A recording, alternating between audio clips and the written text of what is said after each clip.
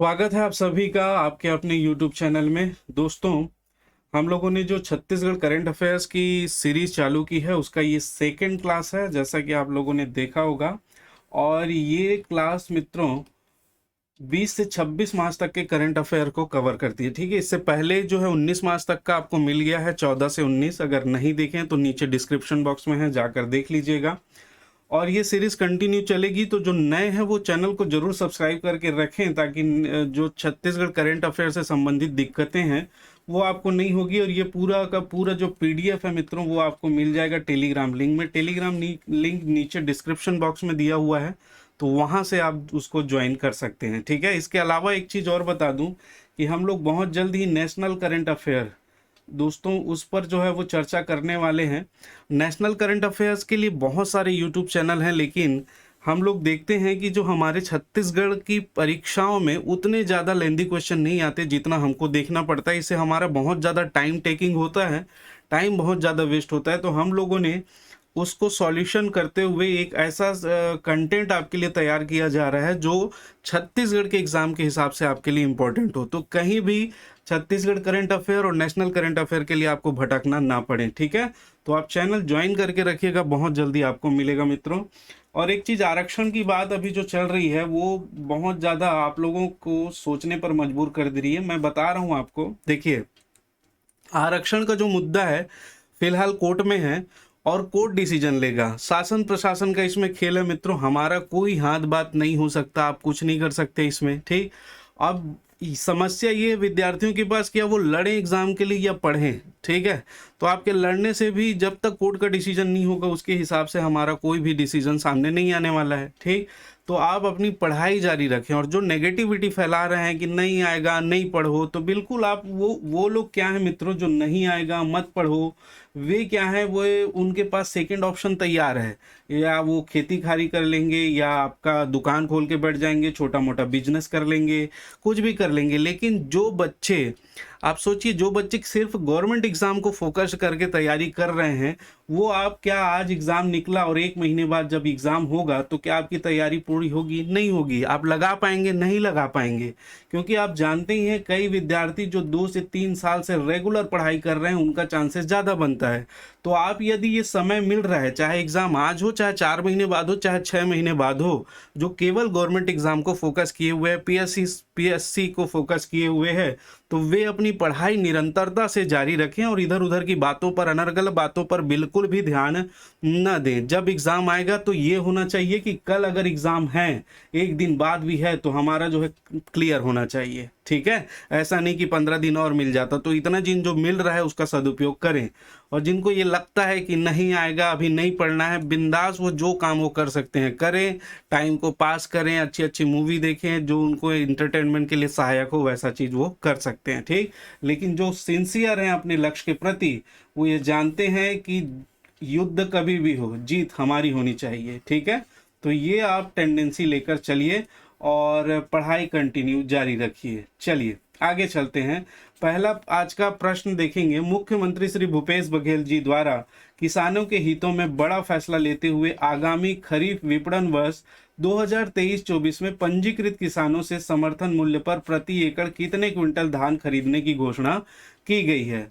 पिछला यदि देखें दोस्तों तो 15 क्विंटल प्रति एकड़ धान खरीदी की जा रही थी, जो अभी बढ़ाकर इसको 2023-24 के लिए 20 क्विंटल प्रति एकड़ कर दिया गया है। ठीक है, तो इससे क्या होगा, इससे ये होगा कि जिन किसानों का 15 क्विंटल प्रति एकड़ से ज़्यादा का उत्पादन हो रहा था, जैसे किसी का 18 क्विंटल हो गया, तो ये 3 क्विंटल को किसी भी डीलर को जो वहाँ पर रहते हैं गांव क्षेत्र में या नगर क्षेत्र में, तो उनको बेचने पर मजबूर होना पड़ता था, और वो भी कम दामों पर। ठीक, उनको उचित दाम भी नहीं मिल पाता था। तो इससे क्या होगा, अब जितना धान होगा पूरे के पूरे को वो क्या कर सकते हैं, समर्थन मूल्य पर बेच सकते हैं, जो छत्तीसगढ़ सरकार प्रोवाइड करवा रही है। ठीक, तो इसको याद रखिएगा, इससे किसानों में बहुत बढ़िया माहौल पनपा है हर्ष का। तो ये ध्यान रखेंगे, पहले जो है वो 15 एकड़ खरीदा जा रहा था, मुख्यमंत्री घोषणा के बाद 2023-24 में इसे 20 क्विंटल कर दिया गया है। ठीक है, चलिए नेक्स्ट प्रश्न पर चर्चा करते हैं।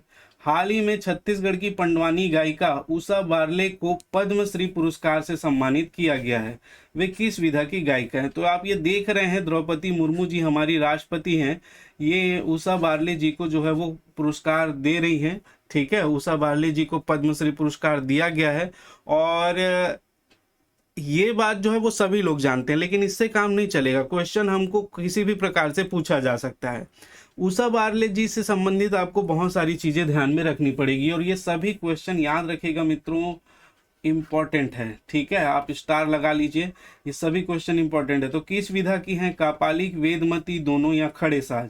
एलिमिनेट करना चाहे खड़े साज तो नाचा की विधा है, तो ये हट जाएगा, दोनों हो नहीं सकता। वेदमती बैठे साज, बैठ कर गाने वाले हैं, कापालिक जो है खड़े होकर।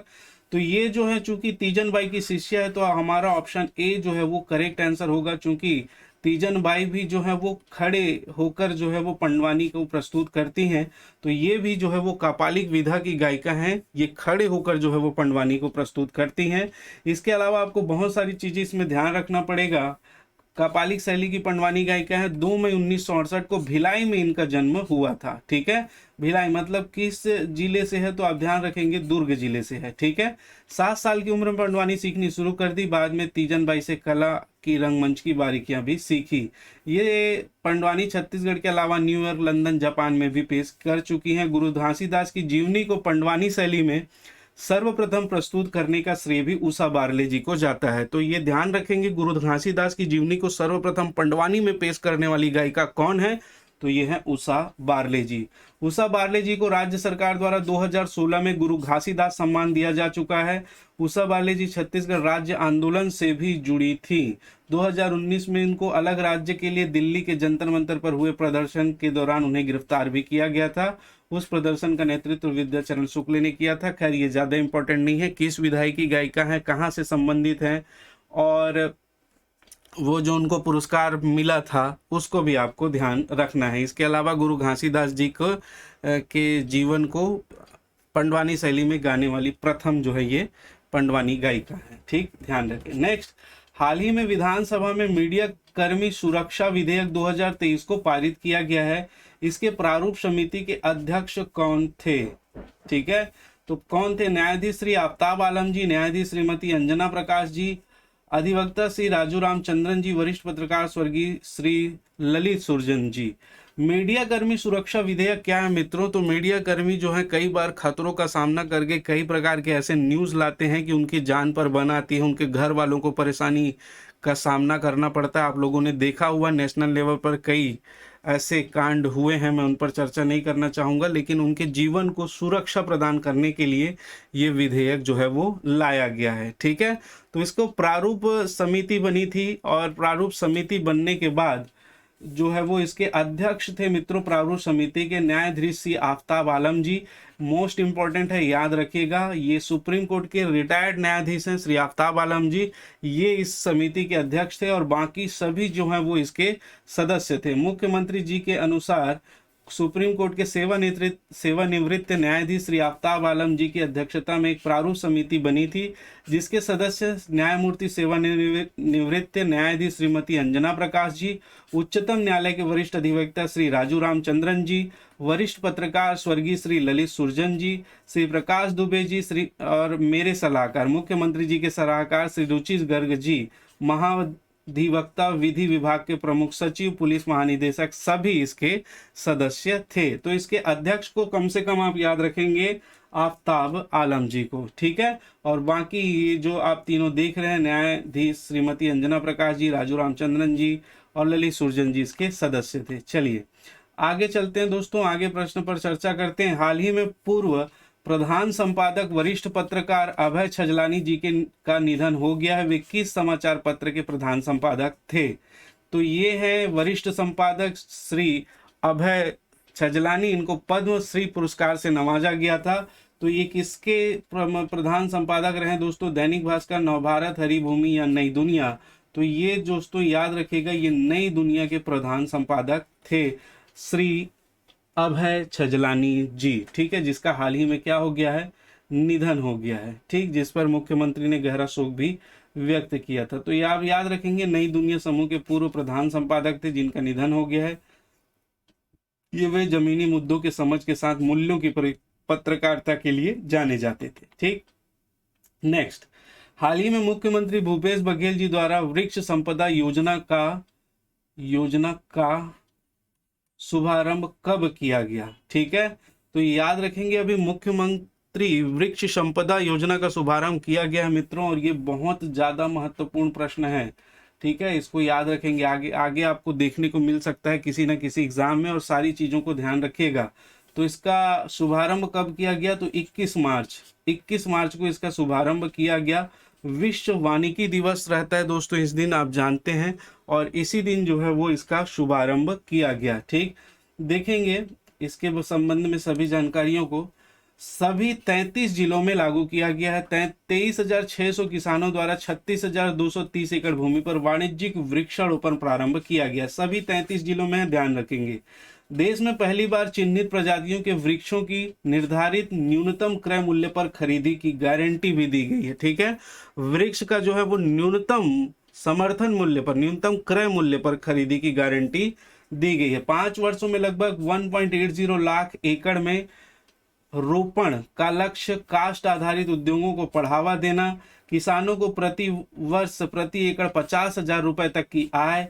कार्बन क्रेडिट के माध्यम से अतिरिक्त आय की संभावना। अब तक लगभग 20,000 हितग्राहियों को 30,000 एकड़ से अधिक निजी भूमि पंजीकृत इसके लिए की जा चुकी है। तो ये सारे पॉइंट को आप एक बार जरूर पढ़ लीजिएगा। कथन कारण वाले क्वेश्चन में किसी भी प्रकार से ये आपसे पूछा जा सकता है। मोस्ट इंपॉर्टेंट है, अभी छत्तीसगढ़ सरकार की बहुत जबरदस्त योजना है, बहुत बढ़िया योजना है। ठीक है, और महत्वपूर्ण योजना है, तो इसको ध्यान रखेंगे मित्रों। नेक्स्ट है, हाल ही में किसे ललित कला अकादमी दिल्ली का अध्यक्ष नियुक्त किया गया है? Mamta Chandrakar, professor V Nagdas, professor Ramnath या अनुज शर्मा को? तो ये आप जानते ही होंगे मित्रों, ऑप्शन बी हमारा राइट आंसर है। प्रोफेसर वी नागदास को ललित कला अकादमी का अध्यक्ष नियुक्त किया गया है दिल्ली में। ये प्रेसिडेंट द्वारा नियुक्त किया जाता है, इसको भी ध्यान रखेंगे। विशेष प्रोफेसर वी नागदास इंदिरा कला संगीत विश्वविद्यालय खैरागढ़ में 37 साल तक अपनी सेवाएं देते हुए विजुअल आर्ट फैकल्टी के डीन और ग्राफिक्स विभाग के प्रमुख पद से रिटायर भी हो चुके हैं। ठीक है, वे ऐसा कलाकार हैं जिनकी पेंटिंग 25 लाख रुपए में बिकी है। वे अपनी अन्य पेंटिंग्स को ऑक्शन में डालना चाहते हैं। एक पेंटिंग मित्रों 25 लाख में बिकी है।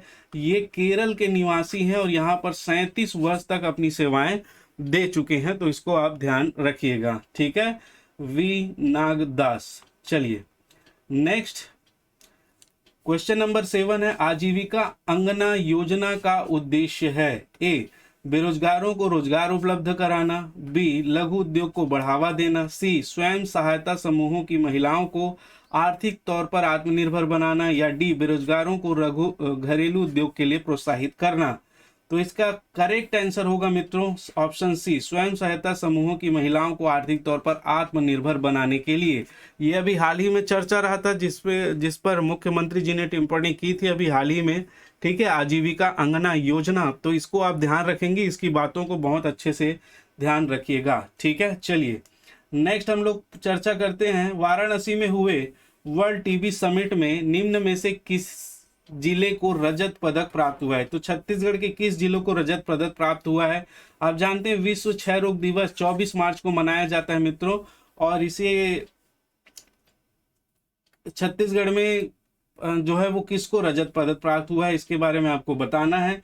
तो ये है गरियाबंद, धमतरी, बस्तर या बलौदाबाजार। तो इसका सही आंसर है ए, गरियाबंद को जो है वो रजत पदक प्राप्त हुआ है। और बाकी ये तीनों को भी याद रखेंगे दोस्तों, धमतरी और बस्तर और बलौदाबाजार, इसको कांस्य पदक प्राप्त हुआ है। ठीक है, तो ये भी आप ध्यान रखिएगा, इंपॉर्टेंट है। ग्रीन एनर्जी, नेक्स्ट प्रश्न, बहुत बढ़िया प्रश्न है, ये भी आपको अभी पूछे जाने की संभावना है।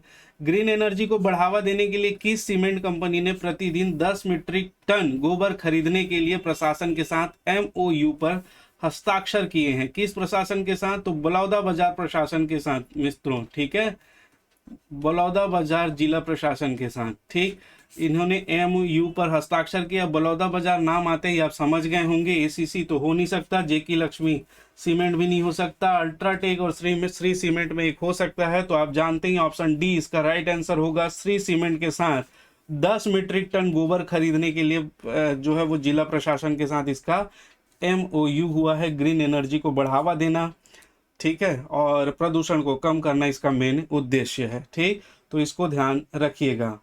नेक्स्ट हम लोग बात करें, हाल ही में संकटग्रस्त सूची में शामिल यूरेशियन ऑटर छत्तीसगढ़ के किस जिले में मिली है? ठीक है, तो यहाँ पर ध्यान रखेंगे, एक कोरबा, बी रायगढ़, सी बस्तर या सुकमा। तो ये कोरबा जिले में जो है वो मिला है दोस्तों। यूरेशियन ऑटर किस जिले में मिला है? कोरबा जिले में। तो इसको ध्यान रखेंगे, ये संकटग्रस्त सूची में शामिल जो है यूरेशियन ओटर है। इसके संबंध में कुछ जानकारियां दी गई हैं, इसको भी एक बार देख लेते हैं। छत्तीसगढ़ के कोरबा जिले के जंगल में एक दुर्लभ जीव यूरेशियन ऑटर मिला है। यह 1 मीटर लंबा है और करीब 8 किलो वजनी है। ठीक, कोरबा के 2000 वर्ग फीट के जंगल में 13 स्थानों पर यूरेशियन ऑटर की उपस्थिति दर्ज की गई है। वहां एक नहर से यूरेशियन ऑटर का रेस्क्यू किया गया है। उसे रायपुर के जंगल सफारी में लाया गया है। International union for conservation of nature ने इसकी पहचान नियर थ्रेटेंड, निकट संकट के रूप में की है। तो ये भी याद रखेंगे, यूरेशियन ऑटर कहाँ मिला है? कोरबा में। ठीक है, कहाँ रखा गया है? जंगल सफारी रायपुर में। चलिए नेक्स्ट प्रश्न पर चर्चा करते हैं। हाल ही में मुख्यमंत्री द्वारा किस नदी के पुनर्जीवन संबंधी पुस्तक का विमोचन किया गया है? तो कौन से पुस्तक का विमोचन किया गया? हाफ नदी पुनर्जीवन, सकरी नदी पुनर्जीवन, आमनेर नदी पुनर्जीवन या मुस्का नदी पुनर्जीवन? तो ये आप जानते हैं मित्रों, सकरी नदी पुनर्जीवन संबंधी पुस्तक का विमोचन हाल ही में मुख्यमंत्री द्वारा किया गया है। सकरी नदी के उद्धार के लिए बहुत पहले से प्रयासरत है। सकरी नदी को कवर्धा का लाइफलाइन, कबीरधाम जिला का जो है वो लाइफलाइन कहा जाता है, जीवनदायिनी नदी कहा जाता है। ये पिछले कुछ सालों में ये दलदली होती गई थी और दलदली होने के कारण इसमें पानी जो है वो केवल बरसात में दिखाई देता था, इसलिए इसका पुनरुद्धार करना जो है बहुत आवश्यक हो गया था। और इसको वहाँ के कलेक्टर प्रशासन ने मिलकर अभी जीवित करने का जो लक्ष्य है वो पूरा करने में थोड़ा सा सफलता प्राप्त की है। तो इसको भी ध्यान रखेंगे। सकरी नदी का उद्गम कहाँ से होता है? तो भोरमदेव के पास से मित्रों, मैकल पर्वत श्रेणी के भोरमदेव के पास से इसका उद्गम होता है। ये भी ध्यान रखेंगे। इसकी लंबाई कितनी है? तो 90 किलोमीटर इसकी लंबाई है, इसको भी ध्यान रखेंगे। और ये शिवनाथ नदी की सहायक नदी हाफ नदी में जो है वो क्या हो जाती है? विलीन हो जाती है। हाफ नदी में क्या हो जाती है? मिल जाती है। तो इसको भी आप ध्यान रखेंगे। ठीक है, हाफ नदी में जो है वो मर्ज हो जाती है। कहाँ पर? बेमेतरा में। ठीक है, बेमेतरा में हाफ नदी पे ये मर्ज हो जाती है। ठीक, बाकी नदियां आप जानते हैं, हाफ नदी, आमनेर नदी, मुस्का और पिपरिया का खैरागढ़ में जो है वो संगम भी होता है। तो ये सारी जानकारी याद रखेंगे। तो अभी इसी के उद्धार के लिए एक आयोजन किया गया था और उसी समय जो है वो सकरी नदी पुनर्जीवन का जो है पुस्तक का विमोचन किया गया था। तो इसको याद रखिएगा। चलिए, सकरी नदी छत्तीसगढ़ की शिवनाथ नदी की सहायक नदी है। नदी की ऊंचाई 1850 फीट है और सबसे कम 1200 फीट में है। नदी की कुल लंबाई 90 किलोमीटर है। मूल से पहला गांव करियमा पड़ता है, जिला कबीरधाम में है ये। और यह हाफ नदी के साथ दारही ग्राम में, जिला बेमेतरा जिला में शिवनाथ नदी की एक सहायक नदी में विलय हो जाती है। ठीक है, नदी के तट में 2 प्रमुख स्थल हैं, मोस्ट इंपॉर्टेंट है। इस नदी के तट पे 2 प्रमुख स्थल हैं। कौन कौन से? एक भोरमदेव, मोस्ट इंपॉर्टेंट दोस्तों। ठीक है, और एक है कवर्धा और भोरमदेव किस नदी के तट पर है? तो सकरी नदी के तट पर है। तो इसको भी आप ध्यान रखिएगा। चलिए, इसी संबंधित एक और क्वेश्चन है। हाल ही में भोरमदेव महोत्सव का आयोजन कब से कब तक किया गया है? ठीक, तो ये 27वां जो भोरमदेव महोत्सव था, ये जो अभी हाल ही में हुआ है। और आप लोगों को दिख ही रहा होगा मित्रों, यहाँ पर 19 से 20 मार्च तक कबीरधाम में। कब से कब तक? 19 से 20 मार्च कबीरधाम में इसका जो है वो आयोजन किया गया है। ठीक है, तो ऑप्शन ए हमारा राइट आंसर होगा। चलिए, इससे संबंधित कुछ फैक्ट देख लेते हैं। कवर्धा छत्तीसगढ़ के खजुराहो के नाम से प्रसिद्ध ऐतिहासिक भोरमदेव मंदिर में 27वां क्रम का जो है वो भोरमदेव महोत्सव संपन्न हुआ। 19 से 20 मार्च को ये हुआ। इस महोत्सव में देश के छत्तीसगढ़ के बड़े बड़े कलाकारों ने अपनी मनमोहक प्रस्तुतियां दी है। ये भोरमदेव महोत्सव जो है दोस्तों, ये पहले मेले के रूप में आयोजित होता था और ये अभी बहुत बड़े महोत्सव के रूप में मनाया जाने लगा है। होली के 13-14 दिन के बाद भगवान भोलेनाथ की भगवान भोलेनाथ की विशिष्ट जो है वो पूजा अर्चना की जाती है, गंगा आरती की जाती है, उनका अभिषेक किया जाता है। ये विशेष महत्व का दिन होता है जिस दिन इनका जो है वो भोरम देव महोत्सव का आयोजन किया जाता है। तो आसपास में मेला लगता था, अब धीरे धीरे जैसे ही प्रगति हो गई तो ये बहुत बड़े जो है वो महोत्सव के रूप में मनाया जाने लगा, जिसमें बॉलीवुड के सिंगर इशिता जी आई थी, जाकिर हुसैन जी आए थे, आप सभी इसको जानते ही हैं, ठीक है। तो ये एक महोत्सव के रूप में आजकल मनाया जाता है। इस बार 27वां क्रम का जो है वो आयोजन किया गया और 19 से 20 मार्च 2023 को, ठीक। चलिए इसको ध्यान रखिएगा। नेक्स्ट है, मोस्ट इंपॉर्टेंट है, ये भी हाल ही में किसी छत्तीसगढ़ उच्च न्यायालय का मुख्य न्यायाधीश नियुक्त किया गया है। तो ये है justice Pritinkar Diwakar, justice T S. Sivagnanam, justice Ramesh Sinha और जस्टिस सोनिया जी गोकानी। तो इसमें याद रखेंगे दोस्तों, जस्टिस रमेश सिन्हा को जो है वो छत्तीसगढ़ उच्च न्यायालय का मुख्य न्यायाधीश नियुक्त किया गया है। और इन्हें दोस्तों ये 29 मार्च को शपथ लेंगे और 29 मार्च को इनको हमारे राज्यपाल विश्वभूषण हरिचंदन जी द्वारा जो है वो क्या दिलाया जाएगा, शपथ दिलाया जाएगा। इसके साथ इसको भी याद रखेंगे, कॉलेजियम ने जो सिफारिशें की थी, सुप्रीम कोर्ट के कॉलेजियम ने, उनमें प्रीतिकर दिवाकर को इलाहाबाद हाई कोर्ट का जो है वो बनाया गया है चीफ जस्टिस। कर्णम को जो बनाया गया है ये कलकत्ता का बनाया गया है। और सोनिया गोकानी जी को गुजरात का बनाया गया है, ठीक है। तो ये सभी चीफ जस्टिस को भी याद रखेंगे, नीचे मैंने लिख दिया है। छत्तीसगढ़ हाई कोर्ट के वर्तमान चीफ जस्टिस अरूप कुमार गोस्वामी 10 मार्च 2023 को रिटायर हो गए। उनके रिटायरमेंट के बाद इलाहाबाद हाई कोर्ट में कार्यरत जस्टिस रमेश कुमार सिन्हा को छत्तीसगढ़ हाई कोर्ट का चीफ जस्टिस नियुक्त किया है। जस्टिस प्रीतिंकर दिवाकर वर्तमान में इलाहाबाद हाई कोर्ट में कार्यरत है, उन्हें वहीं पर चीफ जस्टिस बनाए जाने का अनुशंसा किया गया है, ठीक है। इसके अलावा justice Pritinkar Diwakar Allahabad high court, अभी मैंने बताया, justice T S. Sivagnanam Calcutta high court, justice Ramesh Sinha Chhattisgarh high court, Sonia G Gokani Gujarat high court और न्यायमूर्ति धीरज सिंह ठाकुर को मणिपुर हाई कोर्ट का चीफ जस्टिस नियुक्त किया गया है। छत्तीसगढ़ हाई कोर्ट के नवनियुक्त चीफ जस्टिस रमेश सिन्हा 29 मार्च को राजभवन में शपथ लेंगे। छत्तीसगढ़ के राज्यपाल विश्वभूषण हरिचंदन इनको शपथ दिलाएंगे, ठीक है। तो इसे भी आप ध्यान रखिएगा।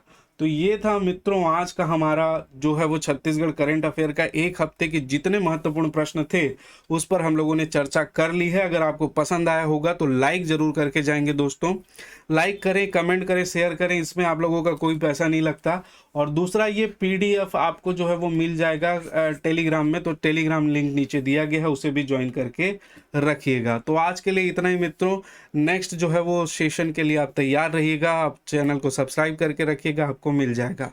आप सभी का वीडियो देखने के लिए बहुत बहुत धन्यवाद। जय हिंद, जय भारत, जय छत्तीसगढ़।